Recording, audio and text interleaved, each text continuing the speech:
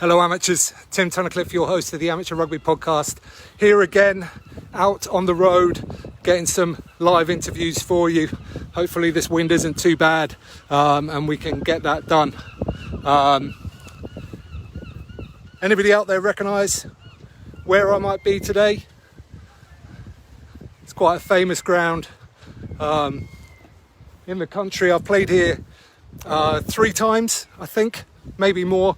First time was for Gloucestershire schoolboys. I came down here as a 16-year-old and I just remember being a really fun ground to play at, great atmosphere and great team to play against. Second time I came down as about 19-year-old. I got invited to play for Public School Wanderers on a Sunday to help celebrate the club's anniversary. I can't remember which one it was. And lastly, I played down here with Old Colfians when we made it to the National Leagues. And this was our first Cornwall away trip. And my God, we had a good time here. You can see at the stand across the far side there. We came out of the tunnel and they played over the tannoy. Mama told you not to come. And we ran out on the pitch laughing.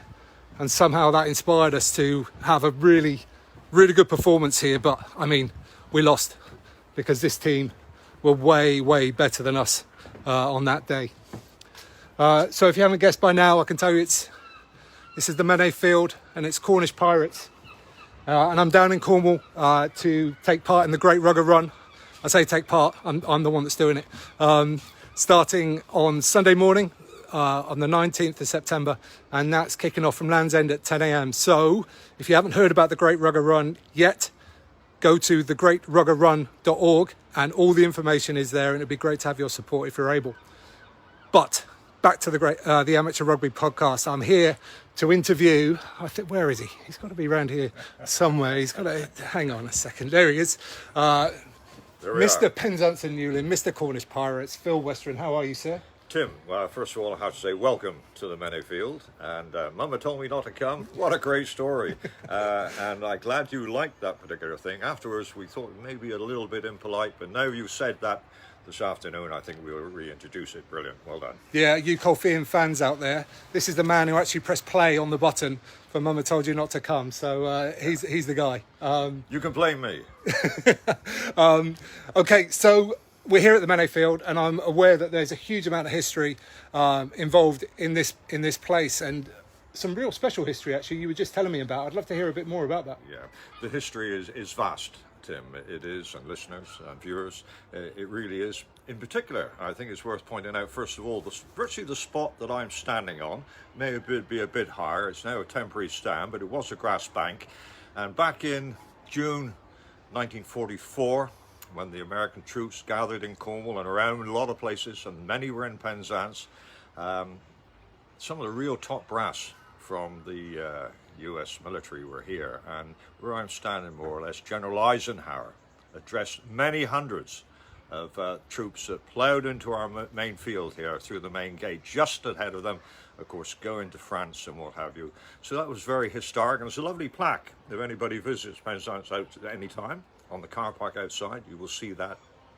On the rugby side, of course, the difference, we'll talk a little bit more about it later on, but the separate Newlyn and Penzance clubs, they formed in 1945 and played their first game here at the Menay Field on the 22nd of September against Guy's Hospital. Historic day. And of course, the Penzance Union developed in part, but it's still the first team name for the Cornish Pirates. Awesome stuff. And the Cornish Pirates are back in league action tomorrow. You've got Richmond here, I believe. Are you excited about that? How do you see it going? Start of the season, everybody is excited. And it's just great, too, that we've got supporters back the past couple of weeks. We've had 2 good friendly matches. We played the Royal Navy. We won 55-3, a real good contest. You may think it was one-sided, but the Navy also had a never-say-die attitude, which you would expect. And it was a good fixture, and we played them later on in the season. It would be a different matter. They were just getting together. But it was a good workout for both teams. Great for the coaches to see the combinations, etc. And last week, of course, we played the Worcester Warriors 15. Really good game again. They got off at a rate of knots and went ahead. I think it was 24-0, no time at all. but we came back and the final score was 24-21. And the young lads, very young squad this year, they grew with it as we went forward. They're looking forward to tomorrow, league action. It becomes a different ball game. It's real, isn't it? And Richmond are always a difficult side. Always great to play them. They play some really good rugby. They've recruited well. So it's going to be interesting and entertaining, I'm sure, as well. Amazing. Okay, so we are going to go off and now and record the podcast, which you guys will be able to listen to soon. Phil, is there anything in particular that you're looking forward to talking about on the podcast? There's plenty. You'll have to slow me down, I suppose. Okay, good stuff. Thanks, guys. Stay in touch and catch us on the socials, and make sure you subscribe to the Amateur Rugby Podcast wherever you get your podcasts. Thank you, Tim. Brilliant.